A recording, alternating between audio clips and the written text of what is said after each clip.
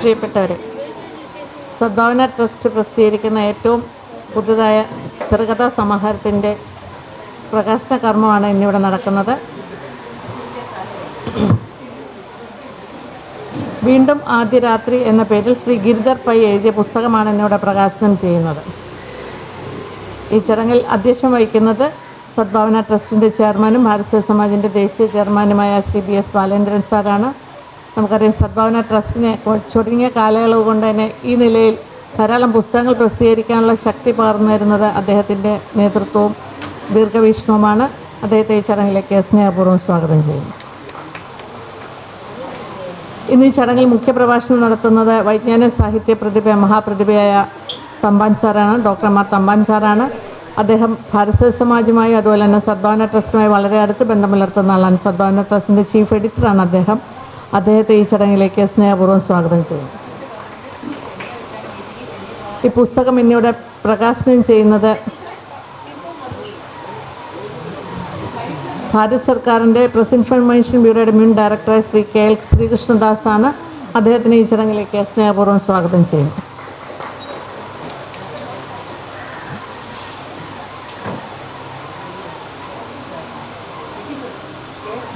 പുസ്തകം സ്വീകരിക്കുന്നത് ശ്രീമതി ഗിരിജ സുരേന്ദ്രനാണ്. ശ്രീമതി ഗിരിജ സുരേന്ദ്രൻ അഭിനേത്രിയും കലാകാരിയും അതുപോലെ തന്നെ നാടക മേഖലയിലെല്ലാം ഒരു പ്രത്യേക സാന്നിധ്യം ഉള്ള വ്യക്തിത്വമാണ്. ശ്രീമതി ഗിരിജ സുരേന്ദ്രനെ ഈ ചടങ്ങിലേക്ക് സ്നേഹപൂർവ്വം സ്വാഗതം ചെയ്യുന്നു.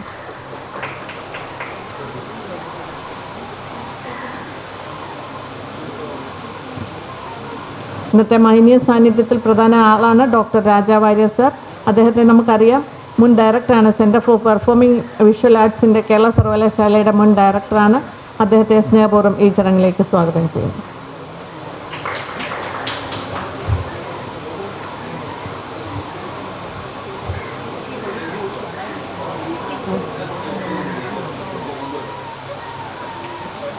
അടുത്തായി സ്വാഗതം ചെയ്യുന്ന ഇന്നത്തെ വിശിഷ്ട അതിഥിയാണ് ശ്രീ ഗിരിധർ പൈ. അദ്ദേഹം കാനറ ബാങ്കിലെ ഉദ്യോഗസ്ഥനായി റിട്ടയർ ചെയ്തതിന് ശേഷമാണ് സാഹിത്യ ലോകത്തേക്ക് കടന്നത്.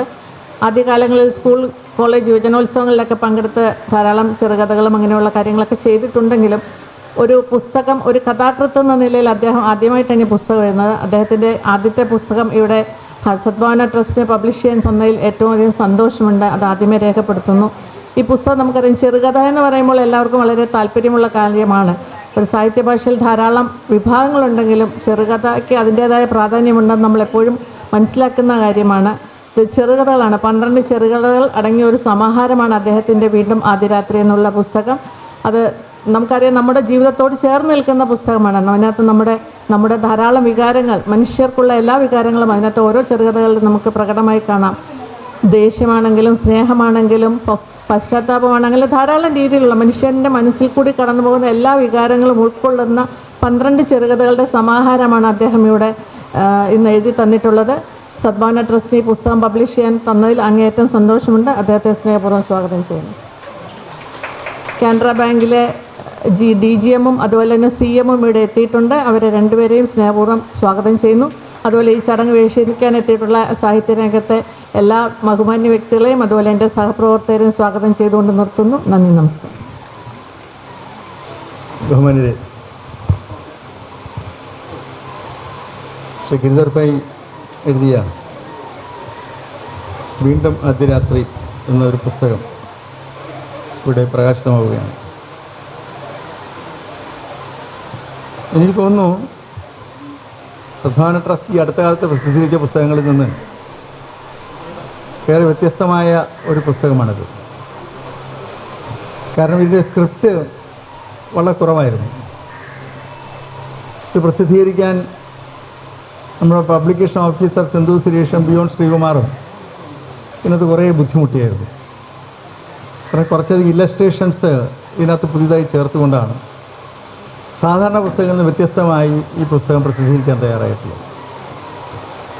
ശ്രീ ഗിരിധർ പൈ ഇതിനു മുമ്പും പല സൃഷ്ടികൾ നടത്തിയിട്ടുണ്ട് എന്ന് സ്വാഗത പ്രസംഗത്തിൽ ജയശ്രീകുമാരോട് സൂചിപ്പിച്ചത് ഞാൻ ഓർമ്മിപ്പിക്കുകയാണ്. അദ്ദേഹത്തിൻ്റെ സേവന മേഖല എന്ന് പറയുന്നത് ബാങ്കിങ് രംഗവുമായി ബന്ധപ്പെട്ടാണ്. പക്ഷേ അദ്ദേഹത്തിൻ്റെ സർഗസൃഷ്ടി, സാഹിത്യ രംഗത്തുള്ള അദ്ദേഹത്തിൻ്റെ ഇടപെടലുകൾ ശ്രദ്ധേയമായി തുടങ്ങുകയാണ്. കൂടുതൽ ഗൗരവപൂർവ്വമുള്ള സൃഷ്ടി നടത്തുവാൻ അദ്ദേഹം തയ്യാറാണ് എന്നാണ് ഞാൻ മനസ്സിലാക്കുന്നത്. സദ്ഭാവന ട്രസ്റ്റിന് ഇത്തരം പുസ്തകങ്ങൾ പ്രസിദ്ധീകരിക്കുവാനുള്ള താല്പര്യം നമുക്ക് എല്ലാവർക്കും അറിയാവും. ഞാൻ പല പ്രാവശ്യം വ്യക്തമാക്കിയിട്ടുള്ളതാണ്. ഏതാണ്ട് 300ഓളം പുസ്തകങ്ങൾ ഇതിനകം സദ്ഭാവന ട്രസ്റ്റ് പ്രസിദ്ധീകരണത്തിന് തയ്യാറായിട്ടുണ്ട്. 200-250ഓളം പ്രസിദ്ധീകരിച്ച് ബാക്കിയുള്ള പുസ്തകങ്ങൾ പ്രസിദ്ധീകരണത്തിന് തയ്യാറായിട്ടുണ്ട്. 2024 അവസാനിക്കുമ്പോൾ 1000 പുസ്തകങ്ങൾ ഇറക്കുക എന്നുള്ളതാണ് ലക്ഷ്യം. കഥകളും വൈജ്ഞാനിക സാഹിത്യ മേഖലയിലെ മറ്റ് ശാസ്ത്ര സാങ്കേതിക രംഗങ്ങളൊക്കെ ബന്ധപ്പെട്ടുകൊണ്ടുള്ള പുസ്തകങ്ങളും കവിതകൾ ഉൾപ്പെടെയുള്ള പുസ്തകങ്ങൾ പ്രസിദ്ധീകരിക്കുവാൻ സദ്ഭാവന ട്രസ്റ്റ് തീരുമാനിച്ചിട്ടുണ്ട്. നിരവധിയായ സൃഷ്ടികൾ ഇപ്പോൾ പ്രസിദ്ധീകരണ യോഗ്യമായി നിൽക്കുകയാണ്. ഏതാനും നാളുകൾക്കുള്ളിൽ നമുക്ക് ലക്ഷ്യം കൈവരിക്കാൻ പറ്റുന്ന നിലയിലുള്ള ഒരു മുന്നേറ്റം ഈ രംഗത്ത് നടത്താൻ കഴിയുമെന്നാണ് പ്രതീക്ഷിക്കുന്നത്. ഞാൻ ദീർഘമായി സംസാരിക്കാൻ ആഗ്രഹിക്കുന്നില്ല. കാരണം ഈ പുസ്തകത്തെക്കുറിച്ചോ ഗ്രന്ഥകർത്താവിനെക്കുറിച്ചോ ഞാനേറെ സംസാരിക്കേണ്ടതില്ല. കാരണം നമ്മുടെ പ്രിയപ്പെട്ട doctor M R Thampan sir പുസ്തകപരിചയവും ഇത് സംബന്ധിച്ച് മറ്റ് വിശദാംശങ്ങളും വ്യക്തമാക്കുന്നതാണ്. ഈ പുസ്തകം പ്രകാശനം ചെയ്യാൻ എത്തുന്ന ശ്രീ KL ശ്രീകൃഷ്ണദാസ്, KL മോഹനവർമ്മ എന്ന വിഖ്യാതനായ സാഹിത്യകാരൻ്റെ സഹോദരനാണ്. വളരെ അനലിറ്റിക്കലായി ലേഖനങ്ങൾ എഴുതുകയും സാഹിത്യ സൃഷ്ടികൾ നടത്തുകയും ചെയ്യുന്ന പശ്ചാത്തലമുള്ള വ്യക്തിത്വമാണ് ശ്രീകൃഷ്ണദാസ്. ഒരു 10-15 വർഷങ്ങൾക്ക് മുമ്പ് ഞാൻ അദ്ദേഹത്തെ വീട്ടിൽ പോയി കണ്ട് നമ്മുടെ ഒരു പരിപാടിക്ക് ക്ഷണിച്ചിട്ടുണ്ടായിരുന്നു. പക്ഷെ അദ്ദേഹം ആദ്യമായിട്ടാണ് പരസ്യ സമാജത്തിൻ്റെ അങ്കണത്തിൽ എത്തിച്ചേരുന്നത്. PIB ഉദ്യോഗസ്ഥന്മാരായിരുന്ന ആളുകളൊക്കെ പലരും NK ശിവൻ നായരും MKD വാര്യരും തുടങ്ങിയ ആളുകളൊക്കെ പരസ്യ സമാജവുമായി വളരെ അടുത്തിടപഴകിയിരുന്ന ആളുകളാണ്. പരസ്യ സമാജം രൂപീകരിക്കുമ്പോൾ രാജ്യത്ത് തന്നെ BSSൻ്റെ പ്രവർത്തനങ്ങൾക്ക് വേണ്ടുന്ന പ്രചാരവും പ്രവർത്തനങ്ങൾക്ക് വേണ്ടുന്ന പിന്തുണയും കൊടുക്കുവാൻ കേന്ദ്ര സർക്കാർ തന്നെ പ്രസ് ഇൻഫർമേഷൻ ബ്യൂറോ പ്രത്യേകമായി ചുമതലപ്പെടുത്തിയിട്ടുള്ള കാര്യം ഞാൻ ഓർക്കുകയാണ്. ശ്രീ KL ശ്രീകൃഷ്ണദാസ് നമ്മുടെ പ്രവർത്തനങ്ങളോട് അതീവ താല്പര്യമുള്ള വ്യക്തിത്വമാണ്. അദ്ദേഹം ഇന്നിവിടെ ചേർന്നതിൽ നമുക്ക് ഏറെ സന്തോഷമുണ്ട്. പുസ്തകം സ്വീകരിക്കുന്നത് ഗിരിജ സുരേന്ദ്രനാണ്. ഗിരിജ സുരേന്ദ്രൻ്റെ നേതൃത്വത്തിൽ BSSൻ്റെ ചലച്ചിത്ര മണ്ഡലവുമായി ബന്ധപ്പെട്ടുകൊണ്ട് കഴിഞ്ഞ 2 ദിവസം നമ്മുടെ സ്മാർട്ട് ഇന്ത്യ ഹാളിൽ വെച്ച് കുട്ടികൾക്കായി ഒരു ചലച്ചിത്രോത്സവം നടത്തുകയുണ്ടായി. ഏതാണ്ട് 12ഓളം സിനിമകൾ 2 ദിവസമായി കാണിക്കുകയുണ്ടായി. കുട്ടികൾക്കായുള്ള ചലച്ചിത്രോത്സവം BSS ചലച്ചിത്ര മണ്ഡലവുമായി ചേർന്നുകൊണ്ട് ഫിക്ക എന്ന് പറയുന്ന ഫിലിം സൊസൈറ്റിയുമായി ബന്ധപ്പെട്ടുകൊണ്ട് ഗിരിജ സുരേന്ദ്രൻ നടത്തിയ ഒരു വലിയ ഇടപെടലാണ്. BSSൻ്റെ ഒരു ഉറ്റ ബന്ധുവാണ് ശ്രീമതി ഗിരിജ സുരേന്ദ്രൻ. ഗിരിജ സുരേന്ദ്രനാണ് ഇന്നത്തെ പുസ്തകം ഏറ്റുവാങ്ങുന്നത്. ഏറെ സന്തോഷമുള്ള കാര്യം ഡോക്ടർ രാജാ വാര്യർ ഈ സമ്മേളനത്തിൽ പങ്കെടുക്കുന്നു എന്നുള്ളതാണ്. അദ്ദേഹത്തിൻ്റെ പ്രഭാഷണം, അദ്ദേഹത്തിൻ്റെ സാന്നിധ്യമെന്നാണ് അടിച്ചിരിക്കുന്നത്. അദ്ദേഹത്തിൻ്റെ പ്രഭാഷണമാണ് ആഗ്രഹിക്കുന്നത്. അദ്ദേഹത്തിൻ്റെ പ്രഭാഷണം ഇവിടെ ഇരിക്കുന്ന എല്ലാവർക്കും അറിയാം, അതൊരു ഹരമാണ്. ഡോക്ടർ രാജാ വാര്യരും ഈ മീറ്റിംഗിൽ സംസാരിക്കുന്നുണ്ട്. ഞാൻ ദീർഘമായി സംസാരിക്കുന്നില്ല. ഈ സമ്മേളനത്തിൽ മുഖ്യപ്രഭാഷണം നടത്തുവാനും പുസ്തകപരിചയം നടത്തുവാനായി നമ്മുടെ ബഹുമാനപ്പെട്ട ഡോക്ടർ എം ആർ തമ്പാൻ സാറിനെ ക്ഷണിക്കുന്നു.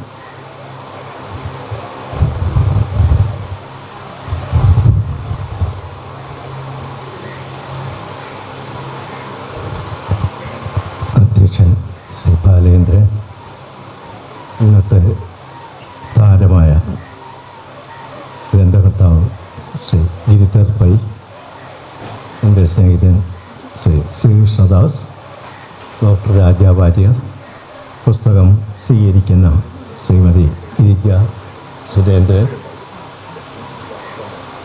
മാന്യ സുഹൃത്തുക്കളെ, സദ്ഭാവന ട്രസ്റ്റിൻ്റെ ആഭിമുഖ്യത്തിൽ ഒരു പുസ്തകം കൂടി പ്രകാശനം ചെയ്യുക. ഇതിൻ്റെ പ്രകാശനം ചെയ്യുന്ന കൃതിയുടെ കർത്താവ് ശ്രീ ഗിരിധർ പൈ എൻ്റെ നാട്ടുകാരനാണ്, കൊല്ലംകാരനാണ്, എൻ്റെ അയൽക്കാരൻ കൂടിയാണ്. അദ്ദേഹത്തിൻ്റെ പല സുഹൃത്തുക്കളും ഒരു ഗൗഡ സാരസ്വത അമ്പലത്തിന് ചുറ്റും താമസിക്കുന്ന ഒരുപാട് സുഹൃത്തുക്കൾ, എഴുത്തുകാരി ചന്ദ്രകല എസ് കമ്മത്ത് ഉൾപ്പെടെ ഒരുപാട് സുഹൃത്തുക്കളും എനിക്കുണ്ട്. പക്ഷെ ഗൗഡ സാരസ്വത സമുദായത്തിൽ നിന്നൊരാൾ മലയാളത്തിൽ ഇത്രയും നല്ലൊരു പുസ്തകം എഴുതി എന്നതാണ് ഈ കൃതിയുടെ ഏറ്റവും വലിയ സവിശേഷതയായി ഞാൻ കാണുന്നത്. കാരണം ഗൗഡ സാരസ്വതക്കാരുടെ ഭാഷ കൊങ്കണി ഭാഷയാണ്. അത് ഞങ്ങൾ പറഞ്ഞിപ്പം കൊങ്ങിണിയായി. കൊങ്ങിണി എന്ന പദം അതിൻ്റെ അർത്ഥം പശ്ചിമഘട്ടം എന്നാണ്, കൊങ്കണാണ്. കൊങ്കണിൽ നിന്നാണ് കൊങ്കണിയും കൊങ്കണി ഭാഷയും എല്ലാം ഉണ്ടായത്. അതുകൊണ്ട് നമ്മുടെ പശ്ചിമഘട്ടത്തിലെ ഗോവ, മറാഠി, ഗുജറാത്ത്, കേരളം തുടങ്ങിയ ആ തീരദേശങ്ങളിലെല്ലാം 45 ലക്ഷത്തോളം ആൾക്കാർ ഈ സമുദായത്തിലുണ്ട്, ഈ ഭാഷയിലുണ്ട്. ഈ ഭാഷയ്ക്കൊരു പ്രത്യേകതയുള്ളത്, അത് ഔദ്യോഗിക ഭാഷയായി കൊങ്ങിണി ഭാഷ അംഗീകരിച്ചിട്ടുണ്ട്, സാഹിത്യ ഭാഷയായി അംഗീകരിച്ചിട്ടുണ്ട്, നല്ലൊരു സാഹിത്യ സമ്പത്തുമുണ്ട്.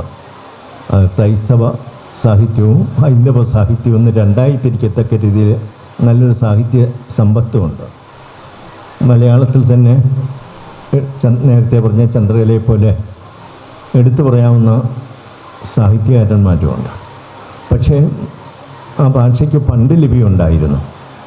പിന്നീട് പിൽക്കാലത്ത് ആ ഭാഷയ്ക്ക് ലിപി ഇല്ലാതായി എന്നോ. ഈ ഗൗഡ സാരസ്വത സമുദായക്കാർക്കൊരു സവിശേഷതയുണ്ട്. സ്വന്തം ഭാഷയെ അമ്മയെപ്പോലെ സ്നേഹിക്കുന്നവർ, നാടിനെയും സ്നേഹിക്കുന്നവർ. നന്നായി മലയാളം സംസാരിക്കാൻ അവർക്കറിയാമെങ്കിലും വീട്ടിനകത്ത് കയറിക്കഴിഞ്ഞാൽ അവരുടെ മാതൃഭാഷ മാത്രമേ, ഇംഗ്ലീഷ് ഭാഷയിൽ നല്ല പാണ്ഡിത്യമുള്ളവർ പോലും സ്വന്തം ഭാഷ മാത്രമേ അവർ സംസാരിക്കൂ. അങ്ങനെ വീട്ടിൽ കൊങ്കണ ഭാഷ സംസാരിക്കുകയും വെളിയിൽ മാത്രം മലയാളം സംസാരിക്കുകയും ചെയ്യുന്ന ഗൗഡ സാരസ്വത സമുദായത്തിൽപ്പെട്ട ഒരാൾ. കാരണം അതിൽ വളരെ അപൂർവം ആൾക്കാരെ മലയാളത്തിൽ കൃതികൾ എഴുതിയിട്ടുള്ളൂ. അതിൽ അങ്ങനെ ഭാഷാപരമായ ചില പരിമിതികൾ ഉണ്ടായിട്ടും മലയാള ഭാഷയിൽ ഇത്രയും നല്ലൊരു കൃതി എഴുതിയെന്നതാണ് ഈ കൃതിയുടെ ഏറ്റവും വലിയ സവിശേഷതയായി ഞാൻ കാണുന്നത്. മറ്റൊന്ന്, ഇത് ചെറുകഥ സമാഹാരമാണ്. ചെറുകഥയിൽ നമ്മൾ മലയാള ഭാഷ വളരെ സമ്പന്നമാണ്. നാടോടിക്കഥയും അമ്മൂമ്മക്കഥയും തൊട്ട് പഞ്ചതന്ത്ര കഥകളും കഥാസരിസാഗരവും പാലിക്കഥകളും നിരവധി കഥകൾ കൊണ്ട് സമ്പന്നമാണ് നമ്മുടെ മലയാള ഭാഷയും സംസ്കൃത ഭാഷയുമൊക്കെ. പക്ഷേ ആധുനിക ചെറുകഥയും നോവലുമൊക്കെ വന്നിട്ടുള്ളത് പാശ്ചാത്യ സാഹിത്യവുമായിട്ടുള്ള സമ്പർക്കത്തിലൂടെയാണ്. ആധുനിക കാലഘട്ടത്തിൽ വാസനാവികൃതികൾ എന്ന നായനാരുടെ ആദ്യ കൃതി തൊട്ട് നമ്മുടെ ചെറുകഥകളിലേക്ക് നോക്കുകയാണെങ്കിൽ തകഴി ദേവു ബഷീറിൻ്റെ കാലഘട്ടം വന്നപ്പോൾ ഒരു മാറ്റം വന്നു. കാരണം ഏതാണ്ട് വരേണ്യവർഗത്തിൻ്റെയൊക്കെ ഒരു കഥകളും കഥാപാത്രങ്ങളും കഥ എഴുതുന്നവരും എല്ലാം ഒതുങ്ങിയിരുന്ന ഒരു കാലഘട്ടത്തിൽ നിന്ന് തോട്ടിയെയും അതുപോലെ റഷാക്കാരനെയും പാത്തുമ്മയുടെ ആടിനെയൊക്കെ കഥാപാത്രങ്ങളാക്കിക്കൊണ്ട് സാമൂഹ്യ പ്രശ്നങ്ങൾ കഥാപാത്രങ്ങളാക്കിക്കൊണ്ടുള്ള ഒരു മാറ്റം നമ്മുടെ ചെറുകഥാ രംഗത്ത് വന്നു. പിന്നീട് ജീവൽ സാഹിത്യ പ്രസ്ഥാനം ഉണ്ടായപ്പോൾ ഞങ്ങളുടെ ദുഃഖം വൈയക്തികമല്ല, മറിച്ച് സാമൂഹികമാണ്, സാമൂഹികമായ പ്രശ്നങ്ങൾ പരിഹരിക്കുന്നതിനുള്ളൊരു ആയുധം മാത്രമാണ് ഈ കവിത എന്ന് പറഞ്ഞ NV വൈലോപ്പിള്ളിയും പോലുള്ളവരുടെ മാറ്റമാണ്. ഇതിനെല്ലാം തകിടം മറിച്ചുകൊണ്ട് ആധുനിക സാഹിത്യം വീണ്ടും വന്നു. അത് ജീവിതത്തിൽ ശാശ്വത സത്യം ഒന്നേ ഉള്ളൂ, അത് മരണമാണ്. ജനന മരണത്തിനിടയിലുള്ള ആ ചെറിയ കാലം അത് സുഖിക്കുവാനുള്ള സുഖം എന്ന് പറയുന്നത് മദ്യത്തിലും മദിരാശിയിലുമാണെന്ന് പറഞ്ഞ ഒരു ഹിപ്പി സംസ്കാരവും ഒരു തലമുറയെ തന്നെ നശിപ്പിച്ച ഒരു ആധുനികതയുടെ സാഹിത്യ കൃതികളുണ്ടായി. കാക്കനാടനും മുകുന്ദനും സേതുവുമൊക്കെ നേതൃത്വം കൊടുത്ത ആ കാലഘട്ടം. പക്ഷേ പിന്നീട് അവർ തന്നെ തെറ്റുപറ്റി എന്ന് പറഞ്ഞ് അതിൽ നിന്ന് പിന്മാറി. പക്ഷേ ഇവരുടെ കൃതികൾ വായിച്ച് തെറ്റായ മാർഗത്തിൽ പോയവരെ പിന്തിരിപ്പിക്കാൻ അവർക്ക് പോലും കഴിഞ്ഞില്ല. പിന്നെ ഉത്തരാധുനികതയായി, അത് കഴിഞ്ഞ് ഇപ്പം സത്യാനന്തര കാലഘട്ടത്തിലേക്കായി. അതിൻ്റെ ഒന്നും വിശദാംശങ്ങളിലേക്ക് ഞാൻ കിടക്കുന്നില്ല. ഇന്നത്തെ ചെറുകഥാകൃത്തുകളെക്കുറിച്ച് നിരൂപകന്മാർ പറയുന്ന ചില ആരോപണങ്ങളുണ്ട്. അതിൽ ചില സവിശേഷതകളുമുണ്ട്. ഇന്നത്തെ ചെറുകഥകൾക്കും ചില സവിശേഷതകളുമുണ്ട്. ഒന്ന്, ഒരു കുറ്റമായി പറയുന്നത് ഇന്നത്തെ കഥാകൃത്തുക്കൾക്ക്, ചെറുകഥാകൃത്തുക്കളായാലും ശരി നോവലിസ്റ്റുകളായാലും ശരി, അവർക്ക് അനുഭവങ്ങൾ വളരെ കുറവാണെന്നുള്ളത്. പക്ഷേ അനുഭവങ്ങൾ കുറവാൻ കാരണം കാലഘട്ടത്തിൻ്റെ മാറ്റമാണ്. അന്ന് ദേവിൻ്റെ കാലത്ത് റഷ്യക്കാരൻ എന്നില്ല, തകഴിയുടെ കാലത്ത് തോട്ടി ആ വിഭാഗം എന്നില്ല. അപ്പം കാലത്തിൻ്റെ മാറ്റങ്ങൾ നമ്മുടെ എഴുത്തിനെയും ബാധിക്കും, എഴുത്തുകാരെയും ബാധിക്കും. പക്ഷെ നേരിട്ടുള്ള അനുഭവങ്ങളില്ലെങ്കിലും മറ്റുള്ളവരുടെ അനുഭവങ്ങൾ സ്വന്തം അനുഭവങ്ങളാക്കി, അനുഭൂതികളാക്കി മാറ്റാൻ കഴിയണം. ഇവിടെ ഗിരിധരൻ അത് കഴിഞ്ഞിട്ടുണ്ട്. ഗിരിധരൻ്റെ നേരിട്ടുള്ള അനുഭവമാണോ അതോ അവരുടെ അനുഭവം അദ്ദേഹം സ്വാംശീകരിച്ചതാണോ എന്ന് അദ്ദേഹം മറുപടി പ്രസംഗത്തിൽ പറയും. എന്തായാലും ഒരു ആത്മാവിഷ്കാരത്തിന്, സ്വത്വബോധത്തിന് പ്രാധാന്യം നൽകുന്നില്ല ഇന്നത്തെ ചെറുകഥാകൃത്തുക്കളെന്നാണ് മറ്റൊരു ആരോപണം. സ്വത്വബോധത്തെക്കുറിച്ച്, ആത്മാവിഷ്കാരത്തെക്കുറിച്ചും പറയുകയാണെങ്കിൽ ഈ കൃതിയിൽ അത് രണ്ടും ഉണ്ട്. ആ ആരോപണവും ഈ കൃതിക്ക് ബാധകമല്ല എന്നാണ് എനിക്ക് സൂചിപ്പിക്കുവാനും. പിന്നെ മറ്റൊന്നുള്ളത് പ്രമേയങ്ങളിലെ വൈവിധ്യം. അതായത് നമ്മൾ ആർക്കും സങ്കല്പിക്കാൻ കഴിയാത്ത, ജീവിതത്തിൻ്റെ ആരും കാണാത്ത മേഖലകളിലേക്കെല്ലാം ചെന്ന് അവിടെ നിന്ന് വിഷയങ്ങൾ കരസ്ഥമാക്കി ഭാവനയുടെ നിറപ്പോട്ടോടുകൂടി തുടുപ്പും തൊങ്ങലും നൽകി കഥ എഴുതാൻ ഇന്നത്തെ കഥാകൃത്തുകൾക്ക് കഴിയുന്നു. നിർഭാഗ്യകരമെന്ന് പറയട്ടെ, അദ്ദേഹത്തിൻ്റെ കഥാ സമാഹാരത്തിൽ ആ വൈവിധ്യമില്ല. വൈവിധ്യം വളരെ കുറവാണ്. കുറച്ചുകൂടെ വൈവിധ്യം വരുത്താമായിരുന്നു. ഈ കൃതി നേരത്തെ എൻ്റെ കയ്യിൽ ഞാൻ കണ്ടിരുന്നുവെങ്കിൽ കഥയില്ലാത്ത 2 കഥകൾ അതിൽ നിന്ന് മാറ്റുകയും പകരം പ്രമേയത്തിൽ വൈവിധ്യമുള്ള 2 കഥകൾ കൂടി അതിനകത്ത് ഉൾക്കൊള്ളിക്കുകയും ചെയ്തെങ്കിൽ ഇന്നത്തേതിലും കുറച്ചും കൂടി ഈ കൃതി നന്നാവുമായിരുന്നു.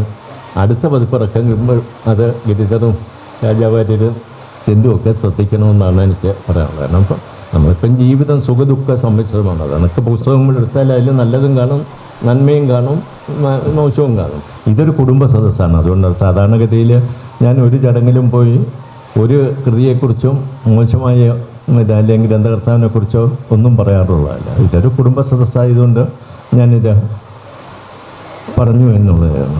പിന്നെ ആ വൈവിധ്യങ്ങൾ ആണ് ഇന്നത്തെ ചെറുകഥാകൃത്തുക്കളുടെ ഏറ്റവും വലിയൊരു സവിശേഷത. പിന്നെ ഇത് മൃഗങ്ങളെക്കുറിച്ച്, പരിസ്ഥിതിയെക്കുറിച്ച്, പരിസ്ഥിതി സംരക്ഷിക്കേണ്ടതിൻ്റെ ആവശ്യങ്ങളെക്കുറിച്ച്, മൃഗങ്ങളെ സ്നേഹിക്കുന്നതിനെ കുറിച്ച്, മാനവികതയെക്കുറിച്ച്, യുദ്ധങ്ങൾക്കെതിരായിട്ടുള്ള അങ്ങനെ വിഷയങ്ങളുടെ ഒരു വൈവിധ്യം തന്നെ നമ്മുടെ സമൂഹത്തിലുണ്ട്.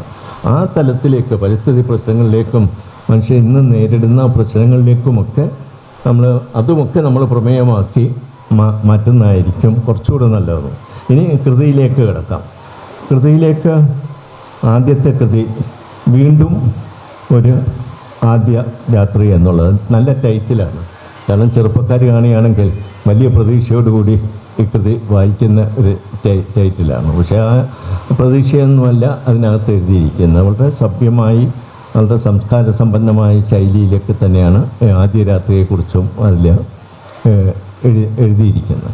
ആദ്യ രാത്രിയിൽ ഞാൻ എല്ലാ കഥകളിലേക്കും ഒന്നും പോകുന്നില്ല. ആദ്യ രാത്രിയിലെ കഥ തന്നെ എല്ലാ കഥകളിലും ദമ്പതികൾ പ്രണയിച്ചാണ് കെട്ടുന്നത്. മിക്കവാറും എല്ലാ കഥകളും ഒരു കോമൺ ആയിട്ടാണ്. പ്രണയത്തിനോട് അദ്ദേഹത്തിൻ്റെ ഒരു അഭിനിവേശമുണ്ട്. കാരണം അദ്ദേഹത്തിൻ്റെ വിവാഹവും പ്രണയവിവാഹമായിരിക്കുമെന്ന് ഞാൻ ഊഹിക്കുന്നു. എന്തായാലും ഇതിലെ കഥകളിലെല്ലാം പ്രണയവിവാഹമാണ്. പക്ഷേ ഈ പ്രണയവിവാഹം കഴിയുന്നിടത്താണ് ഈ ദാമ്പത്യ കലഹം കൂടുതലുണ്ടാകുന്നത്. ഇവിടെ ഈ പ്രണയവിവാഹം കഴിഞ്ഞ് എല്ലാവരും ദാമ്പത്യ കലഹത്തിലേക്ക് പോവുകയാണ്. ഇവിടെയും ഇവർ രണ്ടുപേരും ദമ്പതികളും ദാമ്പത്യ കലഹത്തിലേക്ക് പോകുന്നു. അമ്മയ്ക്ക് കൂട്ടായിട്ട് മകനുമുണ്ട്. അമ്മയും മകനും ചേർന്ന് ഈ അച്ഛനെ വീട്ടിൽ നിന്ന് അടിച്ചിറക്കുന്നു. പക്ഷേ അമ്മ പല പുരുഷന്മാരുമായിട്ട് ബന്ധം സ്ഥാപിക്കുന്നു. ഒക്കെ വളരെ സഭ്യമായ രീതിയിലാണ് അവതരിപ്പിച്ചിട്ടുള്ളത്. അത് കഴിഞ്ഞ് വളരെ അവരുടെ തോന്നുന്നതുപോലെ ജീവിക്കുന്നു. മകൻ വളർന്നു വന്നപ്പോൾ അമ്മയുടെ സ്വത്തുക്കളെല്ലാം മകന് കിട്ടാനാണ് ആഗ്രഹം. ആ സ്വത്തുക്കളെല്ലാം കിട്ടിയപ്പോൾ മകൻ തഴയുന്നു. മറ്റേ സൗന്ദര്യവും പണവും എല്ലാം പോയപ്പോൾ മറ്റാരും നോക്കാനില്ലാതെ വന്നപ്പോൾ ഈ ഭാര്യ ഭർത്താവിൻ്റെ അടുക്കേക്ക് ചെയ്തത്. പക്ഷെ അവിടെയാണ് ഇതുള്ളത്. ഒരു പരിഭവവുമില്ലാതെ ഈ പിണങ്ങിപ്പോയ ഭാര്യയെ സ്വീകരിക്കാൻ കാത്തിരിക്കുന്ന പോലെ രണ്ട് കൈയും നീട്ടി അവർ സ്വീകരിക്കണം. ഇതൊരു പോസിറ്റീവായിട്ടുള്ള കഥയാണ്. ആദ്യത്തെ കഥ പോസിറ്റീവായിട്ടുള്ളതാണ്. പക്ഷേ പിന്നീടുള്ളതിൽ പലതും പോസിറ്റീവ് അല്ല എന്നുള്ളതായിട്ടാണ് കാണുന്നത്. കഥയിലെല്ലാം പോസിറ്റീവ് ആകണമെന്ന് ഇല്ല. പിന്നെ ഇതിൽ പൊതുവായിട്ട് ഇനി മറ്റ് കഥകളിലേക്ക് ഞാൻ കിടക്കുന്നില്ല. പൊതുവായിട്ട് ഇതിനകത്തുള്ളത് എല്ലാ കഥകളിലും ദമ്പതികൾ പ്രണയിച്ച് വിവാഹം കഴിക്കുന്നു, നല്ല കാര്യം. പക്ഷേ പ്രണയിച്ച് കഴിഞ്ഞാൽ പിന്നെ കലഹമാണ്. കലഹത്തിന് പ്രത്യേകിച്ച് കാരണമൊന്നും പറയുന്നത് ഞാൻ ആരെ എന്നുള്ളത്.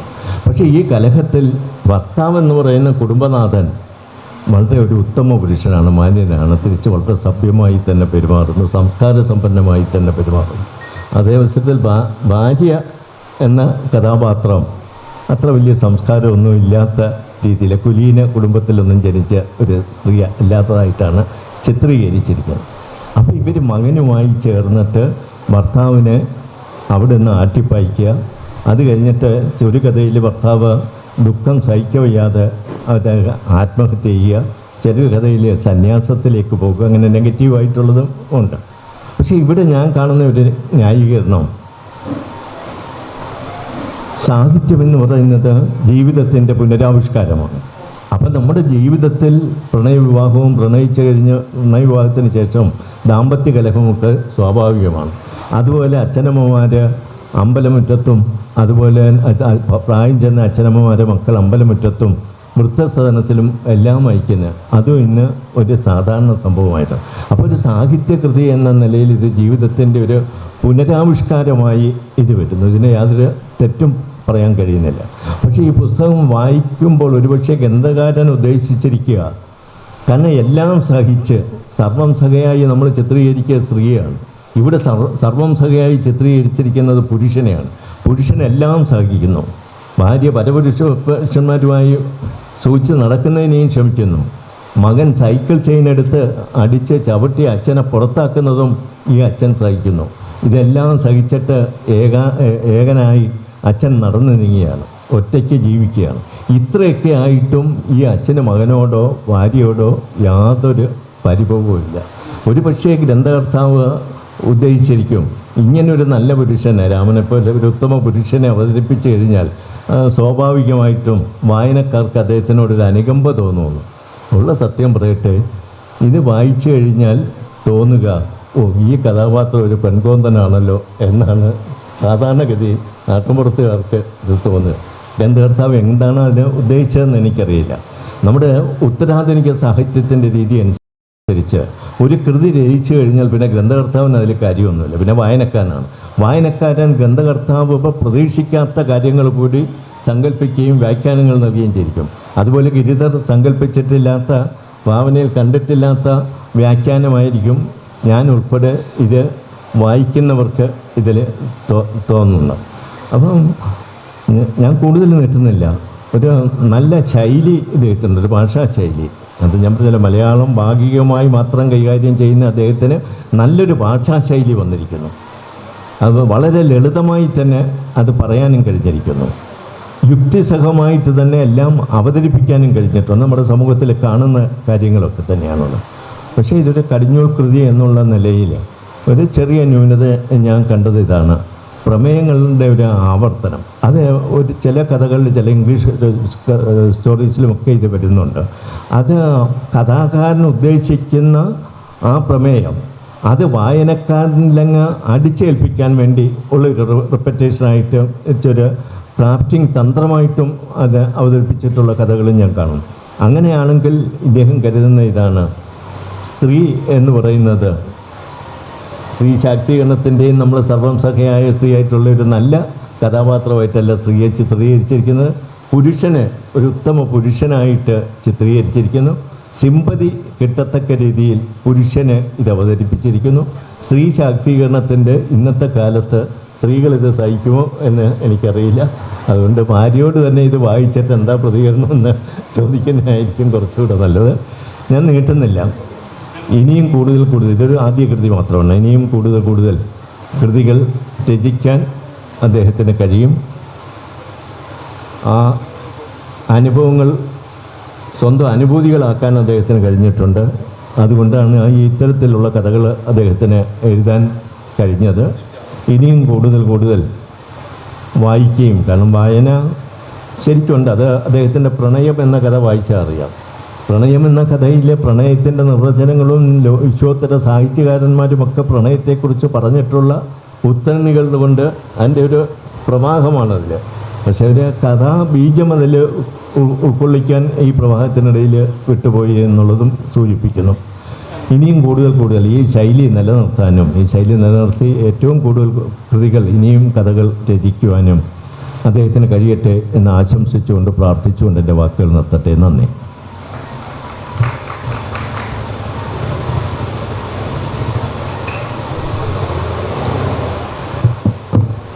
അടുത്തായി പുസ്തക പ്രകാശന കർമ്മമാണ്.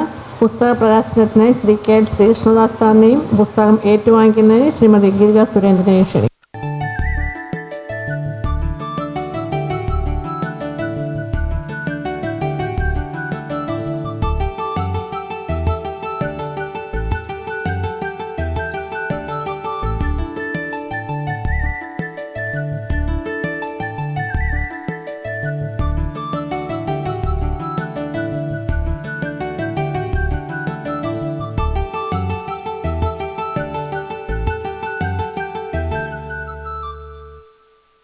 സമാദരണീയനായ ഡോക്ടർ MR സാമ്പൻ സാർ,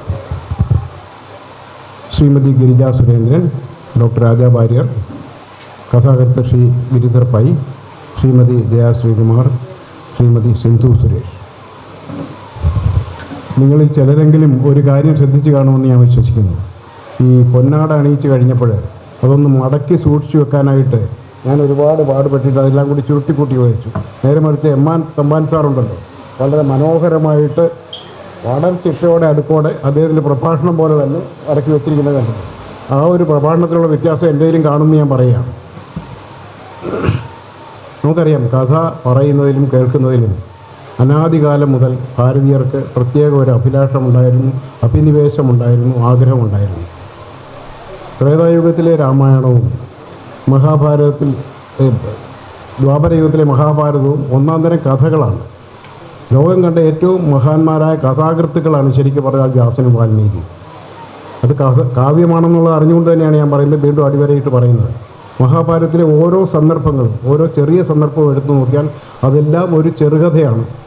ആദിമധ്യാന്തമുള്ള മനോഹരമായൊരു ചെറുകഥയാണ്. നമ്മൾ എടുത്തു നോക്കുക, ശകുനി കള്ളച്ചൂത് പറഞ്ഞത്, അല്ലെങ്കിൽ പാഞ്ചാലി വസ്ത്രാക്ഷേപം, അതുമല്ലെങ്കിൽ ഭഗവദ്ദൂത്, അതുമല്ലെങ്കിൽ കർണൻ്റെ ജന്മരഹസ്യം കുന്തി പറഞ്ഞു കൊടുക്കുന്നത്. ഇതെല്ലാം പ്രത്യേകം ഓരോ കഥകളാണ്.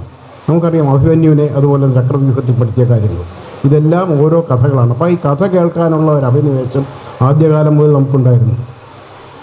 ത്രേതായുഗവും ദ്വാപരയുഗവും ഒക്കെ കഴിഞ്ഞു, കലിയുഗമായി. കലിയുഗത്തിൽ വന്നപ്പോഴത്തേക്കും ഈ പുതിയ ആധുനിക കാലഘട്ടത്തിലേക്ക് നമുക്ക് കടന്നു നോക്കാം.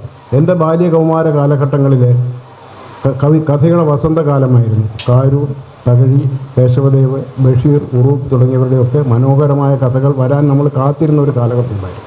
അത് കഴിഞ്ഞിട്ട് പിന്നീടുള്ള കാലഘട്ടവും മോശമല്ലായിരുന്നു.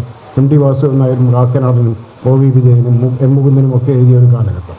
പിന്നീടാണ്, ഒരുപക്ഷെ കമ്പ്യൂട്ടറിൻ്റെ വരവോടെ എന്ന് ഞാൻ പറയുന്നില്ല, പക്ഷേ അത് ഒരു അനുബന്ധമായിട്ടുള്ള ഒരു പ്രയാസമായി കണക്കാക്കാവുന്നതേ ഉള്ളൂ. കഥയുടെ ആ ഒരു മൂല്യ തകർച്ച ഉണ്ടായി തുടങ്ങിയത് അതിന് ശേഷമാണ്. കാരണം പലരും കഥയെ ക്ലിഷ്ടമായിട്ട് സങ്കീർണമായിട്ട് അവതരിപ്പിക്കാനുള്ളൊരു ശ്രമം നടത്തി. അതുകൊണ്ട് തന്നെയാണ് കഥ അത്രയേറെ ജനപ്രീതി ആർജിക്കാത്ത ഒരു സാഹിത്യ രൂപമായി പിന്നീട് മാറിയത്. കഥ മാത്രമല്ല, കഥയും നോവലും കവിതയും എല്ലാം തന്നെ ജനപ്രീതി കുറഞ്ഞു വന്നു. ചില പ്രസാധകർ എന്നോട് പറഞ്ഞതനുസരിച്ചാണെങ്കിൽ ഇപ്പോൾ ഏറ്റവും കൂടുതൽ വിൽക്കപ്പെടുന്നത് ആത്മകഥകളും ഓർമ്മക്കുറിപ്പുകളും അതുപോലെ തന്നെ വ്യക്തിത്വ വികസനത്തിനുള്ള ഗ്രന്ഥങ്ങളുമാണ്. അത് ശരിയായിരിക്കാം, പക്ഷേ അതെന്തായാലും ശരി. ഇപ്പോൾ നമുക്കറിയാം, ഭാഷയെക്കുറിച്ചുള്ള ഒരു ഭാഷ ആർ യു എന്ന് പറയുന്നതിന് കമ്പ്യൂട്ടറാണെന്നുണ്ടെങ്കിൽ ഇപ്പം ARE എന്ന് വേണ്ട, R എന്ന് മാത്രം മതി. U എന്നുള്ളതിന് YOU എന്നുള്ളതിന് വരെ U എന്ന് മാത്രം മതി. അങ്ങനെ കുറഞ്ഞു പോയിരിക്കുന്നു. അതുകൊണ്ട് ഭാഷയോടുള്ള ഒരു താല്പര്യം മാത്രമല്ല, ഭാഷ വികലമായിട്ട് പ്രയോഗിക്കാനുള്ള ഒരു ആവേശവും കടന്നുകൂടിയിരിക്കുന്നു എന്നുള്ളതാണ്. വളരെ രസകരമായ ഒരുപാട് സംഭവങ്ങൾ ജീവിതത്തിലുണ്ടായിട്ടുണ്ട്. ഒരു മീറ്റിങ്ങിൽ വെച്ച് സ്വാഗത പ്രസംഗം പറയുകയാണ്, ഇവിടെ സന്നിഹിതരായിരിക്കുന്ന എന്നതിന് പകരമായിട്ട് ഇവിടെ ദിവംഗതരായിരിക്കുക എന്നാണ് പറഞ്ഞത്. ഇവിടെ ദിവംഗതരായിരിക്കുന്ന എന്ന് പറഞ്ഞു. അത് മാത്രം അത്രയും പറഞ്ഞുകൊണ്ട് കാര്യമില്ല. അത് കഴിഞ്ഞ് അദ്ദേഹം പറയുകയാണ്, നമുക്ക് നമ്മുടെ സാംസ്കാരിക കേരളത്തിൻ്റെ പ്രതിഭയായ നമുക്ക് എല്ലാവർക്കും സുപരിചിതനായ എന്ന് പറഞ്ഞതിന് ശേഷം ഇങ്ങോട്ട് എന്താ സാറിൻ്റെ പേര് എന്ന് ചോദിക്കുന്നത്, എന്താ സാറിൻ്റെ പേരെന്ന് ചോദിക്കുകയാണ്, അതുപോലെ അറിയില്ല. അങ്ങനെയുള്ളൊരു കാലഘട്ടത്തിലൂടെയാണ് നമ്മൾ കടന്നു പോകുന്നത്. ഈയിടെ ഒരു ഇൻ്റർവ്യൂ ബോർഡിൽ ഞാൻ പരിഭാഷയെക്കുറിച്ച് ഉള്ള ചോദ്യങ്ങൾ ചോദിച്ചുകൊണ്ടിരിക്കുകയായിരുന്നു. അപ്പോൾ സബ്ജക്റ്റ് എക്സ്പെർട്ട് എന്നുള്ളതിൻ്റെ പരിഭാഷ എന്താണെന്ന് ചോദിച്ചാൽ ഉദ്യോഗാർത്ഥി വേഗം പറഞ്ഞു സബ്ജക്റ്റ് എക്സ്പെർട്ട് എന്നുള്ളതിന് എന്താണ് പറഞ്ഞ വിഷയലംബടൻ എന്നാണ് പറഞ്ഞത്. വിഷയലംബടൻ സബ്ജക്റ്റ് എക്സ്പെർട്ട് എന്നുള്ളതിന് വിഷയലംബടൻ എന്നാണ് പറഞ്ഞത്. അപ്പോൾ അതുപോലെ പിന്നീട് ഇപ്പോൾ എൻ്റെ കൊച്ചുമക്കൾ പറഞ്ഞു ഇതൊന്നും ഈ മുത്തശ്ശൻ ഇങ്ങനെയൊന്നും പ്രയാസപ്പെടേണ്ട കാര്യമില്ല. ഇപ്പം നമ്മൾ ഇംഗ്ലീഷ് പറഞ്ഞു കഴിഞ്ഞാൽ അതേപടി മലയാളത്തിൽ എഴുതി തരുന്ന പുതിയ ആപ്പ് സംഗതികളൊക്കെ ഉണ്ട്. ഞാൻ പറഞ്ഞു എനിക്കിതൊന്നും അറിഞ്ഞൂടാ, വയസ്സനല്ലേ, എനിക്കിതൊന്നും അറിഞ്ഞൂടാ, അത് പ്രയാസപ്പെടേണ്ട, ഞങ്ങൾ പറഞ്ഞു തരാം. മുത്തശ്ശൻ 2 വാക്ക് ഇംഗ്ലീഷിൽ പറയൂ, ഉടനെ തന്നെ അത് മലയാളത്തിൽ വരും എന്ന് പറഞ്ഞു. ഓ ശരി, നോക്കിക്കളയാമെന്ന് പറഞ്ഞു. എന്നാൽ മുത്തശ്ശൻ 2 വാക്ക് പറയുമെന്ന് പറഞ്ഞു. അപ്പോൾ ഡോക്യുമെൻറ്റ് ഡെലിവേർഡ് എന്ന് ഞാൻ എഴുതി. ഉടനെ തന്നെ അതിൻ്റെ മലയാളം വന്നു, രേഖ പ്രസവിച്ചു. ഡോക്യുമെൻറ്റ് ഡെലിവേർഡ് എന്നുള്ളതിന് രേഖ പ്രസവിച്ചു എന്നാണ് പറഞ്ഞത്. അതങ്ങനെയാണ് ഈ വ്യത്യാസം വരുന്നത്. എങ്ങനെയാണ് ഗൂഗിളിലാണെന്നുണ്ട്. അതാണ് ഞാൻ പറഞ്ഞത്, മനുഷ്യ മനസ്സുകളുടെ ആ ഒരു ഇതുമായിട്ട് സംവദിക്കാൻ ഒരു കാലത്തും യന്ത്രങ്ങൾക്ക് കഴിയില്ല എന്നുള്ളതാണ് ഞാൻ പറയുന്നത്.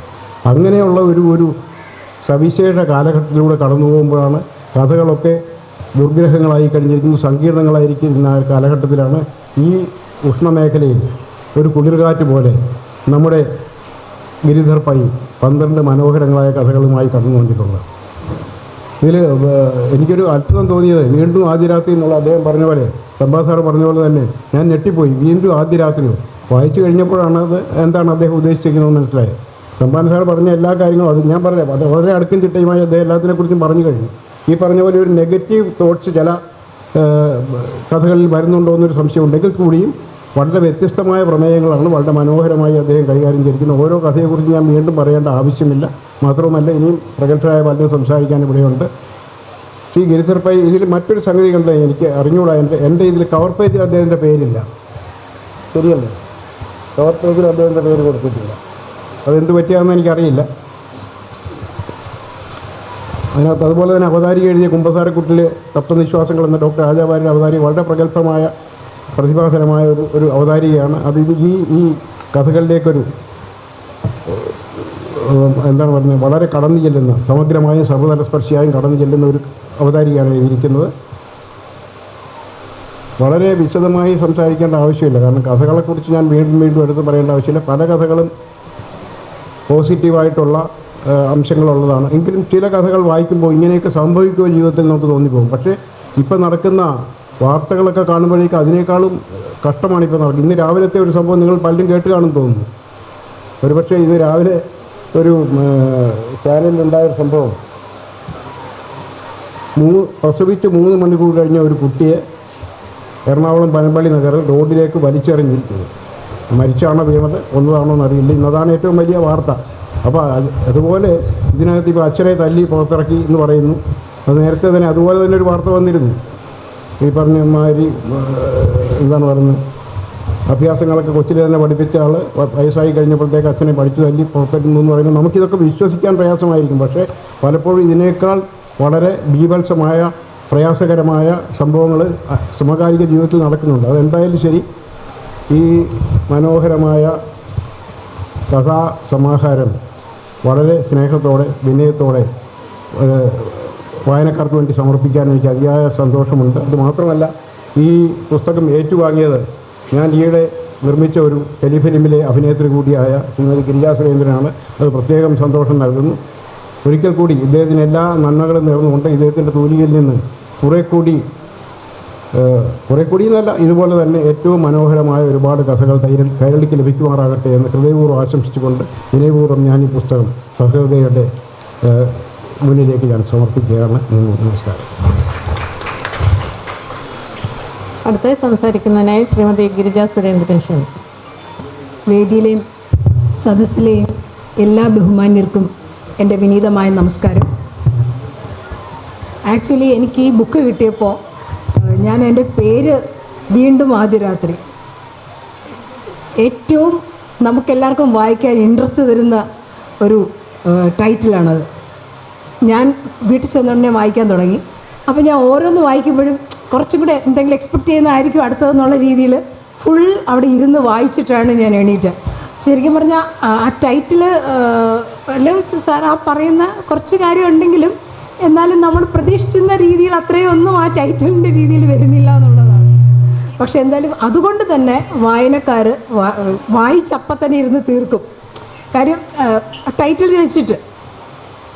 പിന്നെ അതുപോലെ സാറ് പറഞ്ഞ പോലെ അച്ഛനെ അടിച്ച് പുറത്താക്കിയിട്ടും അല്ലെങ്കിൽ ഭാര്യ വേറൊരു രീതിയിൽ നടക്കുന്ന ഒരു സ്ത്രീ ആയിട്ടും വീണ്ടും സ്വീകരിക്കുന്ന ഒരു പുരുഷൻ, അങ്ങനെയൊക്കെ ഉണ്ടോ എന്ന് ചോദിച്ചു കഴിഞ്ഞാൽ ശരിക്കും നമ്മളിപ്പോൾ സാറ് പറഞ്ഞ പോലെ നമ്മളൊട്ടും എക്സ്പെക്റ്റ് ചെയ്യാത്ത പല കാര്യങ്ങളുമാണ് നടക്കുന്ന സമൂഹത്തിൽ.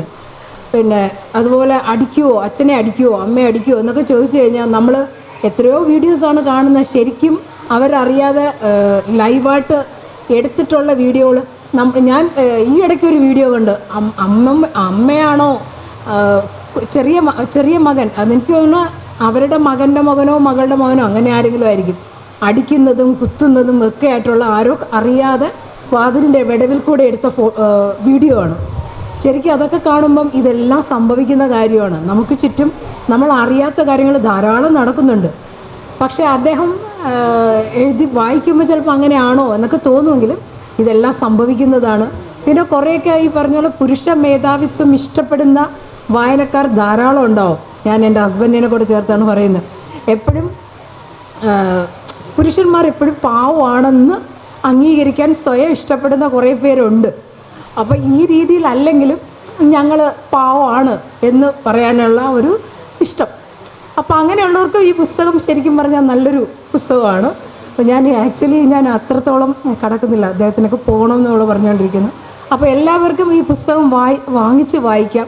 നമുക്കൊരു പുസ്തകം, ഏതൊരു പുസ്തകമായിരുന്നാലും, നോവലായിരുന്നാലും ചെറുകഥയായിരുന്നാലും എന്തായിരുന്നാലും കയ്യിൽ കിട്ടിക്കഴിഞ്ഞാൽ നമ്മൾ അവിടെ ഒരിടത്തിരുന്ന് വായിച്ച് തീർക്കുകയാണെങ്കിൽ തീർച്ചയായിട്ടും ആ പുസ്തകം നല്ലതായിരിക്കും. ഞാൻ പൊതുവേ അങ്ങനെ വിശ്വസിക്കുന്നവരാണ്. കാര്യം ചില ബുക്ക് നമ്മൾ വായിക്കാൻ നിർബന്ധമായിട്ട് നമ്മൾ വായിക്കേണ്ടി വരുമ്പോൾ ചിലപ്പോൾ നമ്മൾ 10 പ്രാവശ്യം നിർത്തി അതിന് വേറെ എന്തെങ്കിലും ഒരു സാഹചര്യത്തിൽ നമ്മൾ പോയി വന്നൊക്കെ ആയിരിക്കും വായിക്കുന്നത്. പക്ഷേ എന്ത് ജോലി കിടന്നാലും ഒരു ബുക്ക് കിട്ടിക്കഴിഞ്ഞാൽ അത് വായിച്ച് തീർക്കണം എന്ന് നമുക്ക് തോന്നിക്കഴിഞ്ഞാൽ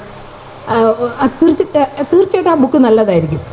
പ്രത്യേകിച്ച് ഇതിൻ്റെ ടൈറ്റിൽ കൊണ്ട് തന്നെ നമ്മൾ പറയില്ല, നമ്മൾ വായിക്കാൻ എന്തെങ്കിലും അത് വായിക്കാനായിട്ട് ഇഷ്ടപ്പെടും. അപ്പോൾ അതുകൊണ്ട് തീർച്ചയായിട്ടും ഈ പുസ്തകം നല്ല രീതിയിൽ വിറ്റഴിക്കപ്പെടും, നല്ല രീതിയിൽ ചിലവാകും എന്ന് ഞാൻ ആശംസിക്കുന്നു. ഒപ്പം അദ്ദേഹത്തിന് വീണ്ടും നല്ല രീതിയിൽ എഴുതാൻ, കുറേ കൂടെ നല്ല രീതിയിൽ എഴുതാൻ, ഓരോ പ്രാവശ്യം നമ്മളിപ്പോൾ എഴുതുമ്പോൾ നമ്മൾ ആദ്യം ഉണ്ടാകുന്ന തെറ്റുകൾ അടുത്ത പ്രാവശ്യം ഉണ്ടാവില്ല. അതുപോലെ നല്ല നല്ല രീതിയിൽ തീർച്ചയായിട്ടും നല്ല സമൂഹത്തിന് പ്രയോജനപ്രദമാകുന്ന നല്ല എഴുത്തുകൾ അദ്ദേഹത്തിൻ്റെ ഭാഗത്തു നിന്നും ഉണ്ടാകട്ടെ എന്ന് ആഗ്രഹിച്ചുകൊണ്ട് ആശംസിച്ചുകൊണ്ട് ഞാൻ എൻ്റെ വാക്കുകൾ നിർത്തുന്നു. നന്ദി, നമസ്കാരം. അടുത്തായി ഡോക്ടർ രാജാവാര്യ സാറിനെ ക്ഷണിക്കുന്നു. വേദിയിലും സദസ്സിലുമുള്ള ബഹുമാന്യരെ, പ്രിയപ്പെട്ടവരെ, സദ്ഭാവന കുടുംബ അംഗങ്ങളെ, ഞാൻ അവതാരിക എഴുതിയ ഒരു പുസ്തകത്തിൻ്റെ പ്രകാശന കർമ്മമാണ് ഇവിടെ കഴിഞ്ഞത്. സാധാരണ ഇതിനു മുമ്പും ഇതേ പബ്ലിഷിംഗ് ഹൗസിൽ നിന്ന് തന്നെ അവതാരിക എഴുതിയ പുസ്തകത്തിന് സാന്നിധ്യം ഉണ്ടാകാമോ എന്ന് ചോദിച്ചപ്പോൾ നിരസിച്ചവനാണ് ഞാൻ. കാരണം അതിൻ്റെ അവതരണം കഴിഞ്ഞു. ഞാൻ അവതരിപ്പിച്ചത് ബ്ലാക്ക് ആൻഡ് വൈറ്റിൽ പുസ്തകത്തിലായി കഴിഞ്ഞു. എനിക്ക് ശേഷവും ലോകത്ത് നിലനിൽക്കുന്നത്. അങ്ങനെ ഇരിക്കെ വീണ്ടും ആദ്യ രാത്രി എന്ന് പറയുന്നത് പോലെ വീണ്ടും ഒരു അവതരണം, അതിന് ഞാൻ തയ്യാറാകാറില്ല പൊതുവെ. മറിച്ച് മറ്റേതോ ഒരു പുസ്തകം, ഇനി വരാൻ പോകുന്ന ഏതോ ഒരു പുസ്തകത്തിന് എന്നെ പ്രതീക്ഷിക്കാമോ എന്ന് സിന്ധുശ്രീ ചോദിക്കുകയും ചെയ്തു. പക്ഷേ അത് നിരസിച്ചുകൊണ്ടാണ് ഇതിന് ഞാൻ പങ്കെടുക്കാമെന്ന് പറഞ്ഞത്. അതിൻ്റെ കാരണം മറ്റൊന്നുമല്ല, ഈ അജ്ഞാതമായ കാരണങ്ങളാൽ നമ്മൾ ചിലപ്പോൾ ചിലരെ അങ്ങ് ഇഷ്ടപ്പെട്ടു. അങ്ങനെ ഇഷ്ടപ്പെട്ട 3-4 പ്രാവശ്യം മാത്രമേ ഞാൻ കണ്ടിട്ടുള്ളെങ്കിൽ പോലും ഞാൻ ഇഷ്ടപ്പെട്ടു പോയ ഒരു വ്യക്തിത്വത്തിനുടമയാണ് ഇന്നത്തെ ഈ പുസ്തകത്തിൻ്റെ ഗ്രന്ഥകാരൻ ശ്രീമാൻ ഗിരിധർ പൈ. അങ്ങനെ ഇഷ്ടപ്പെടാനുള്ള കാരണം ഞാൻ അന്വേഷിച്ച് പോയപ്പോൾ മനസ്സിലായത് അദ്ദേഹത്തിന് ഒരു ബാങ്ക് ഉദ്യോഗസ്ഥനായിരുന്നു അദ്ദേഹം. അപ്പോൾ അദ്ദേഹം മിടുക്കനാണെന്ന് ഞാൻ മനസ്സിലാക്കിയത് റിട്ടയർമെൻറ്റിന് ശേഷം മാത്രമാണ് അദ്ദേഹം പുസ്തക രചനയിലേക്ക് വഴിമാറിയതെന്നുള്ളതാണ്. ബാങ്കിലെ വളരെ ഉയർന്ന ഉദ്യോഗസ്ഥർ ഇവിടെയുണ്ട്. എങ്കിലും ബാങ്കിൽ പ്രവർത്തിക്കുന്നവരെ തരം താഴ്ത്തി പറയുന്നതല്ല. ഏതായാലും മറ്റ് തൊഴിൽപരമായ മേഖലകളിൽ നിന്നും ഏറ്റവും കുറച്ച് ആൾക്കാർ ഉള്ള ഒരു ഏരിയയാണ് ബാങ്ക്. കാര്യം അവരുടെ ജോലിയുടെ രീതി അത് അത്തരത്തിലുള്ളത് കൊണ്ടായിരിക്കാം എപ്പോഴും കണക്കും കാര്യങ്ങളും ഒക്കെ ആയിട്ടുള്ള ഇത്തരത്തിലുള്ള ഈ സ്വപ്നം കാണാനുള്ള മനസ്സുകളുമായിട്ട് അങ്ങനെയുള്ള മനസ്സിന് ഉടമകളായിരിക്കാം. പക്ഷേ ചെറുപ്രായത്തിൽ തന്നെ ടെസ്റ്റ് എഴുതി മിടുക്കന്മാരായി ജോലിയിൽ കയറി കഴിഞ്ഞാൽ അവരിലുള്ള അത്തരം കാൽപ്പനിക ഭാവങ്ങളെല്ലാം ഒഴുകിപ്പോകുകയും വരണ്ട എന്ന് എന്നെപ്പോലെയുള്ള ഒരു സ്വപ്നജീവി പറയും, ക്ഷമിക്കുക, അത്തരത്തിൽ വളരെ ഇത്തരത്തിലുള്ള കണക്കുകളുടെ മറ്റൊരു യാന്ത്രിക ലോകത്തിൽ അകപ്പെടുകയും ചെയ്യും. അതിൽ നിന്നും വ്യത്യസ്തമായിട്ട് വന്നിട്ടുള്ളവർ വളരെ അപൂർവമാണ്. അതിലൊന്നാണ് സേതു, ചെറുകഥാകൃത്ത് സേതു. അതുപോലെ സംഗീതത്തിൽ നമ്മുടെ സഞ്ജയ് സുബ്രഹ്മണ്യം. സഞ്ജയൊക്കെ ചെയ്തത് ചാർട്ടേഡ് അക്കൗണ്ടൻ്റ് ആയിരുന്നിട്ടും ആ ജോലി പരിപൂർണമായിട്ട് ഉപേക്ഷിച്ചിട്ട് സംഗീതത്തിലോട്ട് വന്നു. നമ്മുടെ സംഗീത മേഖലയിൽ തന്നെ MG ശ്രീകുമാർ കളഞ്ഞിട്ട് അതിലോട്ട് വന്നത്. കളഞ്ഞില്ലെങ്കിൽ സാധ്യമാകില്ല. CV മലയിൽ ഫിലിം ഡയറക്ടർ, സ്റ്റേറ്റ് ബാങ്കിലായിരുന്നു ജോലി. അത് ഉപേക്ഷിച്ചിട്ട്, കാര്യം അതും ഇതും കൂടെ പറ്റില്ല. അപ്പോൾ അതും ഇതും കൂടെ പറ്റാത്തത് കൊണ്ടായിരിക്കാം ഒരു പക്ഷേ വളരെ വിദഗ്ധമായിട്ട് എൻ്റെ സുഹൃത്ത് ഗിരിധർ പൈ ജോലിക്ക് ശേഷം തൻ്റെ കന്യപുസ്തകമായ ഈ ഒരൊറ്റ കർമ്മത്തിലൂടെ അദ്ദേഹം എന്നിൽ നിന്നും ഒരുപാട് ചെറുപ്രായത്തിലേക്ക് പോയിരിക്കുകയാണ്. വളരെ ചെറിയൊരു പയ്യനാണ്. കാര്യം ആദ്യത്തെ പുസ്തകം എഴുതുന്നു, തുടർന്നും അദ്ദേഹം എഴുതും. അപ്പോൾ ഇതിൻ്റെ അവതാരിക എഴുതാൻ വേണ്ടി ഞാനിത് വായിച്ചപ്പോൾ എനിക്ക് തോന്നിയത്, നേരത്തെ തമ്പാൻ സാറ് പറഞ്ഞല്ലോ, അതിൻ്റെ ക്രാഫ്റ്റുമായി ബന്ധപ്പെട്ട് അല്ലെങ്കിൽ വിഷയപരമായിട്ടുള്ള ചില ഒന്നിന് മറ്റൊന്നോട് ബന്ധപ്പെട്ട് കിടക്കുന്ന പാരസ്പര്യ സ്വഭാവത്തെ പറ്റിയൊക്കെ.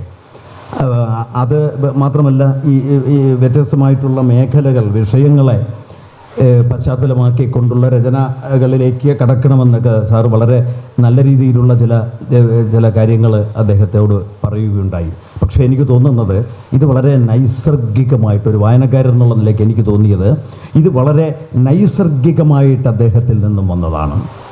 അങ്ങനെ നൈസർഗികമായിട്ട് വരുമ്പോൾ വ്യത്യസ്ത കഥാപാത്രങ്ങളെ ഉൾക്കൊള്ളുന്ന വ്യത്യസ്ത കഥകൾ ആയി പിറന്നു വീഴുമ്പോൾ പോലും അതിൽ ചില ഗിരിധർ പൈയുടേതായിട്ടുള്ള ചില ആ ഒരു പരിവൃത്തത്തിനകത്ത് നിന്നുകൊണ്ടുള്ള ചില സമാനതകൾ ഉണ്ടായി പോയി എന്നാണ് ഞാൻ മനസ്സിലാക്കുന്നത്. അതുകൊണ്ട് തന്നെ ഒരു കഥ മറ്റൊരു കഥയിൽ നിന്നും വ്യത്യസ്തമാകാതിരിക്കുന്നില്ല. തീർച്ചയായും ഒന്നിൽ നിന്നും തികച്ചും വ്യത്യസ്തം തന്നെയാണത്. അത് വളരെ സ്വാഭാവികമായിട്ട് ഉണ്ടായി വന്നത്, അല്ലാതെ ബോധപൂർവം. ഈ ആർട്ടിൽ എപ്പോഴും അങ്ങനെയാണല്ലോ, ഏതൊരു ആർട്ടിലും ക്രാഫ്റ്റ് ഉണ്ടാകും. ചില കാര്യങ്ങളിൽ ക്രാഫ്റ്റ് മാത്രമേ ഉണ്ടാകൂ.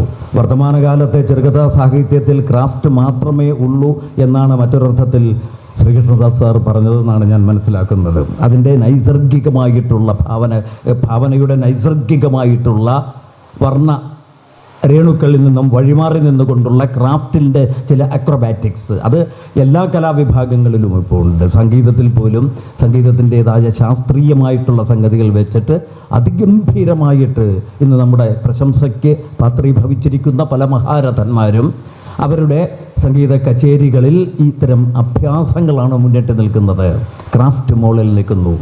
അവരെ ചെറുതാക്കി പറയുന്നതല്ല. പക്ഷേ അത്തരത്തിലുള്ള ഈ പുതിയ, നമുക്കറിയാം ചെറുകഥയുടെ ആദ്യ രൂപവും പിന്നീടുള്ള അതിൻ്റെ ഈ യാത്രാവേളകളിലുണ്ടായ ഭാവുകത്വങ്ങളുടെ വഴിമാറ്റങ്ങളെ പറ്റിയൊക്കെ ഇവിടെ പലരും ഭാഗികമായിട്ടെങ്കിലും സൂചിപ്പിച്ചു. എങ്കിലും നമുക്കറിയാം ചുരുക്കത്തിൽ ചെറുകഥ സാഹിത്യത്തിൽ ആദ്യകാലങ്ങളിൽ പൊതുവെ നോക്കുമ്പോൾ മനുഷ്യ ജീവിതത്തെ പച്ചയായി അടർത്തി വയ്ക്കുക, പച്ചയായി വരച്ചു കാട്ടുന്ന, പച്ചയായി പ്രതിപാദിക്കുക, മനുഷ്യ ജീവിതത്തെ അതുപോലെ തന്നെ പച്ചയായി കാണിക്കുന്ന രീതിയായിരുന്നു തുടക്കകാലത്ത്.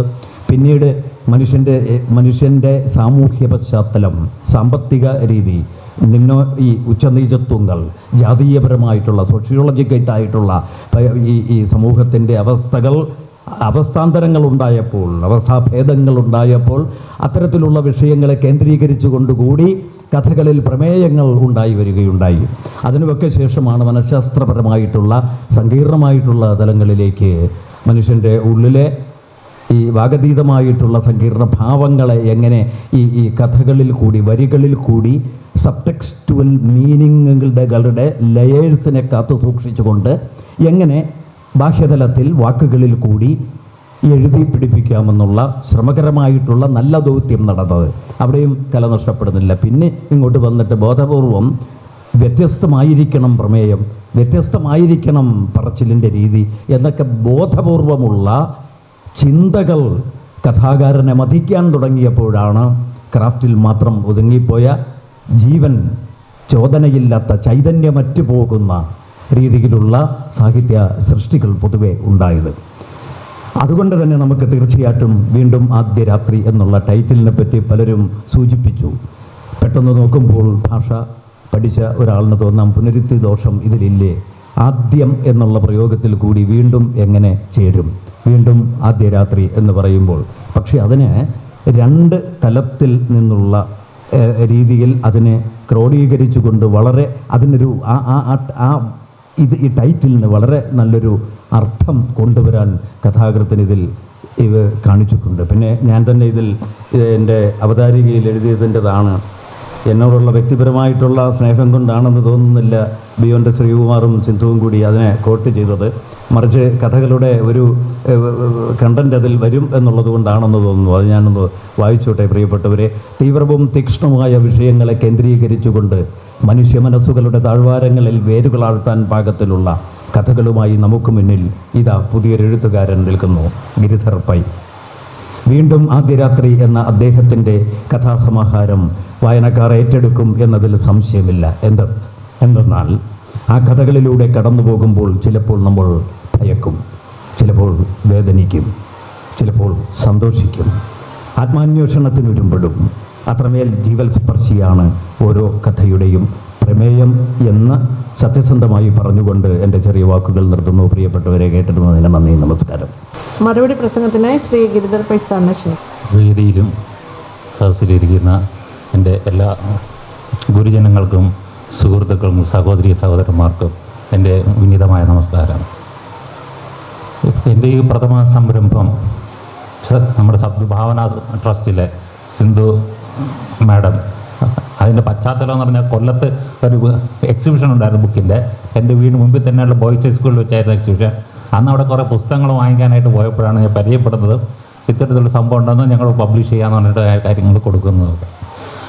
എന്നിട്ട് അതാണെന്നുണ്ടെങ്കിൽ ആ സദ്ഭാവന ട്രസ്റ്റിലെയും അവിടുത്തെ ഓരോ ഉദ്യോഗസ്ഥരും വളരെ നന്നായിട്ട്, വളരെ ആത്മാർത്ഥമായിട്ട്, വളരെ സ്നേഹത്തോടുകൂടിയൊക്കെ അതിൻ്റെ എല്ലാ വർക്കുകളും ചെയ്തിട്ട് ഇന്ന് എനിക്ക് പുസ്തകങ്ങൾ ഇവിടെ അതാണ് എൻ്റെ പ്രാഥമിക സംരംഭം ഇവിടെ ആണെന്നുണ്ടെങ്കിൽ നിങ്ങളെല്ലാവരും കൂടി അത് പ്രകാശനം ചെയ്തു എന്നെ അനുഗ്രഹിച്ചിരിക്കുന്നു എന്നുള്ളതിന് വളരെ നന്ദി.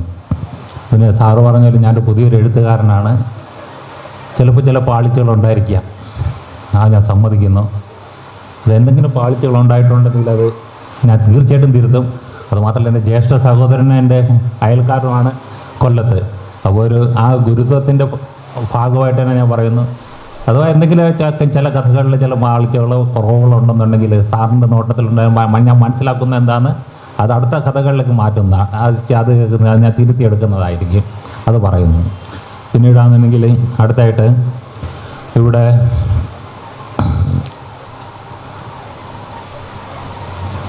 ഈ ട്രസ്റ്റിലെ ഓരോ അംഗങ്ങൾ, നമ്മളിപ്പോൾ പറഞ്ഞ മാതിരി തന്നെ ഓരോ അംഗങ്ങളും ഇതിന് അഹോരാത്രം പണിയെടുക്കുകയും മെനക്കെടുകയും ആത്മാർത്ഥമായിട്ടുള്ള അവരുടെ മനസ്സും ഒക്കെ അതിൽ അർപ്പിച്ചുകൊണ്ട് എല്ലാവിധ ഭംഗിയായിട്ട് എല്ലാ ജോലികളും ചെയ്യുകയും ചെയ്തു. നല്ല രീതിയിലുള്ളത് DTP ചെയ്തു, പ്രിൻറ്റിങ് ചെയ്തു, നല്ലൊരു കവർ തന്നെ റെഡിയാക്കി ഒക്കെ. പിന്നീടാണെന്നുണ്ടെങ്കിൽ അത് പബ്ലിഷ് ചെയ്യാനായിട്ട് സദ്ഭാവന ട്രസ്റ്റ് ഏറ്റെടുത്തു. അവരുടെ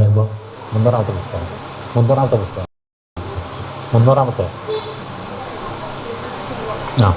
ഏതാണ്ട് 300-നടുത്തുള്ള ആ ഒരു റെക്കോർഡ് എൻ്റെ അടുത്തേക്കാണ് ഈ പുസ്തകം വന്നിരിക്കുന്നത്.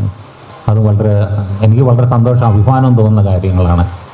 പിന്നീടാണെന്നുണ്ടെങ്കിൽ ഇനിയും നിങ്ങളെല്ലാവരും മേലുള്ള എൻ്റെ സാഹിത്യപരമായിട്ടുള്ള എൻ്റെ ശ്രമങ്ങൾ നിങ്ങൾ ഓരോരുത്തരും നിങ്ങളുടെയുള്ള സഹായ സഹകരണങ്ങളും അനുഗ്രഹങ്ങളും എനിക്ക് നൽകി എന്നെ അനുഗ്രഹിക്കണമെന്ന് ഒന്നുകൂടി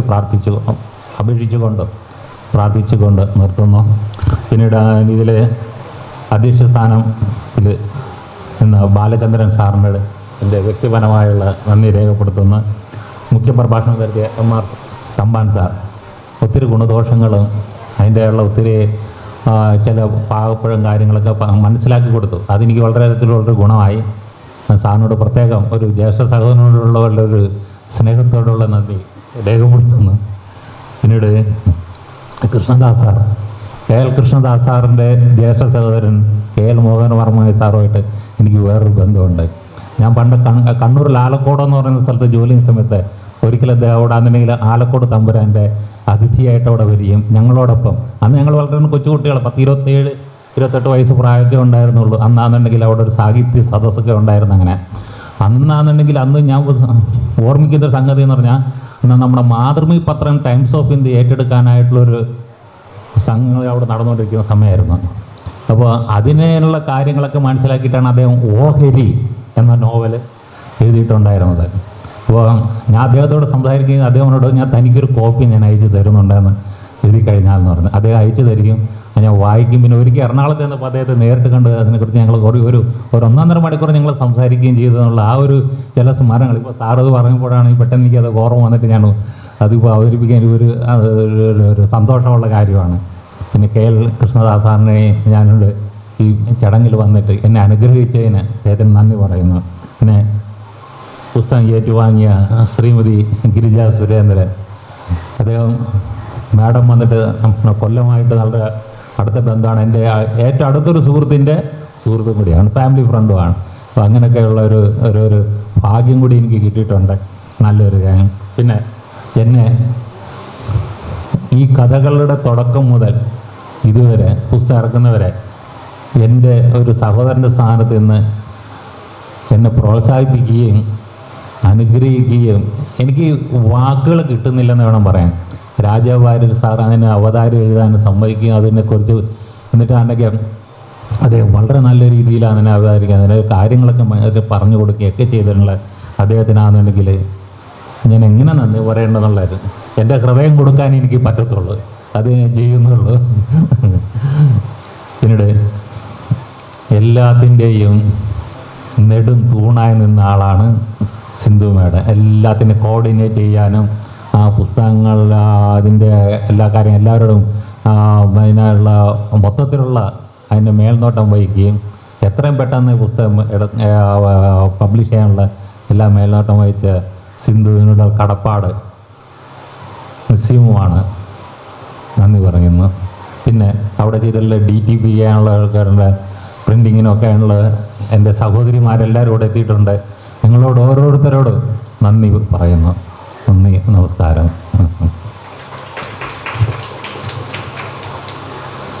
ചടങ്ങിനെ നന്ദി പ്രകാശിപ്പിക്കുന്നതായി ശ്രീമതി സിന്ധു സുരേഷ്.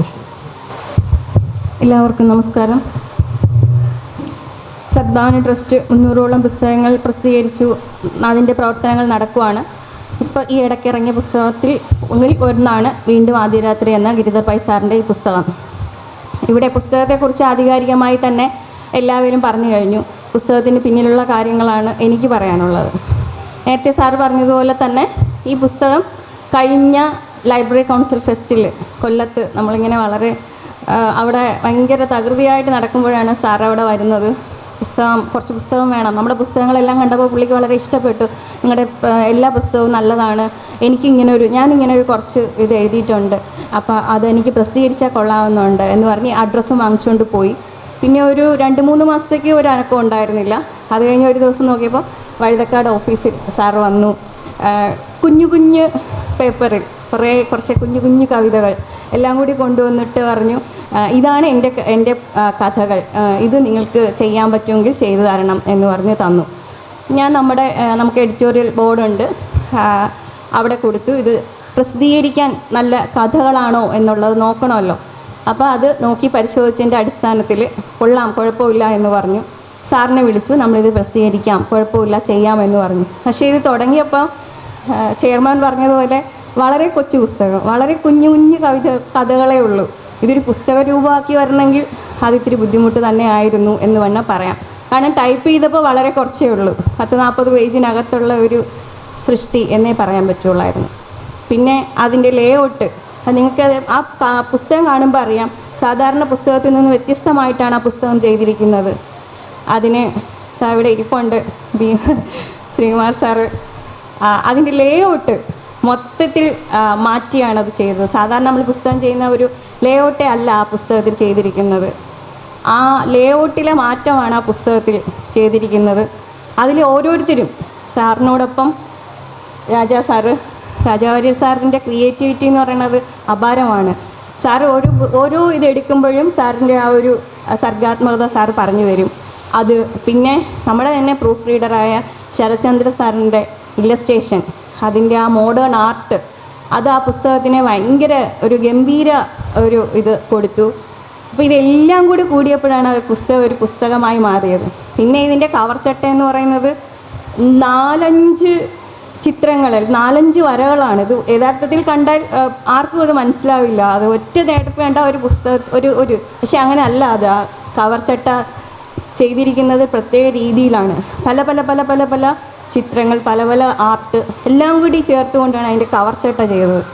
അപ്പോൾ എല്ലാം കൊണ്ട് നമുക്ക് ഒരു സദ്ഭാവനയ്ക്ക് ഇങ്ങനെ ഒരു പുസ്തകം ചെയ്യാൻ പറ്റി എന്നുള്ളതൊരു വളരെ അഭിമാനകര കാര്യമാണ്. ആദ്യമേ തന്നെ ആ പുസ്തകത്തിൻ്റെ പിന്നിൽ പിന്നെ ഈ പറഞ്ഞ പോലെ കുഞ്ഞു കുഞ്ഞു പേപ്പറായിരുന്നു. ചിത്രയും ഒക്കെ ടൈപ്പ് ചെയ്തപ്പോൾ സിന്ധു ഇത് മനസ്സിലാവുന്നില്ല, ടൈപ്പ് ചെയ്യാൻ കാണാൻ പറ്റുന്നില്ല. ആ ഒരു അത്ര കൃത്യമായിട്ടാണ് അവരെല്ലാവരും അത് നോക്കി ഓരോരുത്തരും ടൈപ്പ് ചെയ്തെടുത്തത്. അങ്ങനെ ഓരോ കുഞ്ഞു കാര്യങ്ങളിലും എല്ലാവരുടെയും കൈയടത്തുണ്ട്. ഇതെല്ലാം കൂടെ കൊണ്ടുവന്ന് സാറിനെ കാണിച്ചപ്പോൾ നമ്മുടെ സാറിൻ്റെ ഒരു ഇതെന്ന് പറയുന്നത് തെറ്റ് ആദ്യം സാറ് കാണുമെന്നുള്ളതാണ്. അതാണ് സാറിൻ്റെ ഒരു ഇത്. സാറും അതിൽ കുറേ അപാകതകൾ അങ്ങനെ ഇങ്ങനെ എന്നൊക്കെ പറഞ്ഞു. ഇതെല്ലാം കൂടെ കൂടിയപ്പോൾ എല്ലാം കൂടി കഴിഞ്ഞപ്പോൾ അതൊരു ആനച്ചന്തമായി മാറി എന്ന് പറയും പോലെയാണ് ആ പുസ്തകം രൂപപ്പെട്ടത്. അപ്പോൾ ഇതിൻ്റെ പുസ്തകത്തിൻ്റെ പിന്നിൽ പ്രവർത്തിച്ച ഓരോരുത്തർക്കും ആദ്യമേ തന്നെ നന്ദി പറയേണ്ട ആവശ്യമുണ്ട്. ആദ്യമേ അതിന് സഹായിച്ച എല്ലാവർക്കും പ്രത്യേകം നന്ദി പറയുന്നു. ഇനി എൻ്റെ കർത്തവ്യത്തിലോട്ട് കടക്കുവാണ്. ഈ യോഗത്തിൻ്റെ ഈ പ്രകാശന കർമ്മത്തിൻ്റെ അധ്യക്ഷനായിട്ടിരുന്നത് BSSൻ്റെ ദേശീയ ചെയർമാൻ ഡോക്ടർ BS ബാലേന്ദ്രൻ സാറാണ്. അദ്ദേഹത്തിന് സദ്ഭാവന ട്രസ്റ്റിൻ്റെ പേരിൽ പ്രത്യേകം നന്ദി പറയുന്നു. ഇതിൻ്റെ സ്വാഗതം പറഞ്ഞത് BSSൻ്റെ സദ്ഭാവന ട്രസ്റ്റിൻ്റെ സെക്രട്ടറി ജയ ശ്രീകുമാർ മാഡമാണ്.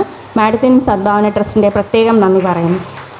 പിന്നെ മുഖ്യപ്രഭാഷണം നടത്തിയത് സദ്ഭാവന ട്രസ്റ്റിൻ്റെ chief editor doctor MR Thampan സാറാണ്. അദ്ദേഹത്തിനും സദ്ഭാവന ട്രസ്റ്റിൻ്റെ പ്രത്യേകം നന്ദി പറയുന്നു. ഇതിൻ്റെ പുസ്തകം പ്രകാശനം ചെയ്തത് KL കൃഷ്ണദാസ് സാറാണ്. അദ്ദേഹം പുസ്തകത്തെക്കുറിച്ച് വളരെ ലാഘവത്തോട് വളരെ ഇതായിട്ടാണ് ആ പുസ്തകത്തിനെ കുറിച്ച് പറഞ്ഞത്. വളരെ രസകരമായി ഒരു പ്രഭാഷണമാണ് സാർ നടത്തിയത്. സാറിന് സദ്ഭാവന ട്രസ്റ്റിൻ്റെ പ്രത്യേകം നന്ദി പറയുന്നു. പുസ്തകം സ്വീകരിച്ചത് ഗിരിജ സുരേന്ദ്രൻ മാഡമാണ്. മാഡം ഫെൽക്കയുടെ വൈസ് പ്രസിഡൻറ്റും കൂടിയാണ്. ഇപ്പോഴത്തെ സാറ് പറഞ്ഞതുപോലെ നമ്മുടെ ചലച്ചിത്ര മണ്ഡലവുമായി ചേർന്നുകൊണ്ട് വൈസ് പ്രസിഡൻ്റാണ് മാഡം. നമ്മളുമായിട്ട് വളരെ അടുത്ത് നിൽക്കുന്ന ഒരു മാഡമാണ്. മാഡത്തിന് പ്രത്യേകം നന്ദി പറയുന്നു. സാന്നിധ്യം ഡോക്ടർ രാജാവാര്യർ സാർ സദ്ഭാവന കുടുംബത്തിലെ അംഗം തന്നെയാണ് സാറ്. സാറിനെ പ്രത്യേകം ഔപചാരികതയുടെ പേരിൽ ഒരു നന്ദി എന്നുള്ളതാണ്. ഈ ഓരോ പുസ്തകങ്ങളും ചെയ്യുമ്പോൾ ഉള്ള സാറിൻ്റെ ഒരു സാന്നിധ്യം എന്ന് പറയുന്നത് വളരെ വലുതാണ്. ഓരോ വാക്കുകളിലും ഓരോ അക്ഷരങ്ങളിലും അത് നിറഞ്ഞു നിൽക്കുന്നു എന്നുള്ളതാണ്. പ്രത്യേകം നന്ദി പറയുന്നു സദ്ഭാവന ട്രസ്റ്റിൻ്റെ പേരിൽ. ഈ പുസ്തകം രചിച്ച രചയിതാവ് അദ്ദേഹത്തിൻ്റെ കാര്യങ്ങളെല്ലാം തന്നെ ഇവിടെ പറഞ്ഞു. പെട്ടെന്ന് ഓടി വന്ന് കണ്ടു. പക്ഷെ അത് ഒരു നിമിത്തമായിട്ടാണ് തോന്നിയത്. അദ്ദേഹം വന്ന് ആ പുസ്തകം അത്തരത്തിൽ ചെയ്യാൻ നമുക്ക് നല്ല രീതിയിൽ ചെയ്യാൻ കഴിഞ്ഞു എന്നുള്ളതാണ് നമ്മുടെ ഒരു അതിൽ നിന്നുള്ള ഒരു ഗുണം അല്ലെങ്കിൽ നമുക്കൊരു സന്തോഷം എന്ന് പറയുന്നത്. ഈ പുസ്തകം സദ്ഭാവന ട്രസ്റ്റിന് പ്രസിദ്ധീകരിക്കാൻ തന്നതിൽ അധികമായ നന്ദി അറിയിക്കുന്നു. ഇവിടെ കൂടിയിരിക്കുന്ന ഓരോരുത്തരെയും വ്യക്തിപരമായി ഓരോരുത്തരെയും കാനറ ബാങ്കിൻ്റെ DGM CM മറ്റിവിടെ കൂടിയ എല്ലാ അംഗങ്ങളെയും പ്രത്യേകം നന്ദി പറഞ്ഞുകൊണ്ട് നിർത്തുന്നു. നന്ദി, നമസ്കാരം.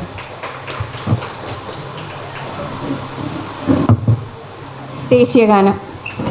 जनगण मन अधिनायक जय हे भारत भाग्य विधाता पंजाब सिंध गुजरात मराठा द्राविड उत्कल बंगा विंध्य हिमाचल यमुना गंगा उज्जल जलधि तरंगा तव शुभ नामे जागे तव शुभ आशीष मांगे गाहे तव जय गाथा जनगण मंगलदायक जय हे भारत भाग्य विधाता जय हे जय जय हे जय हे जय जय जय जय हे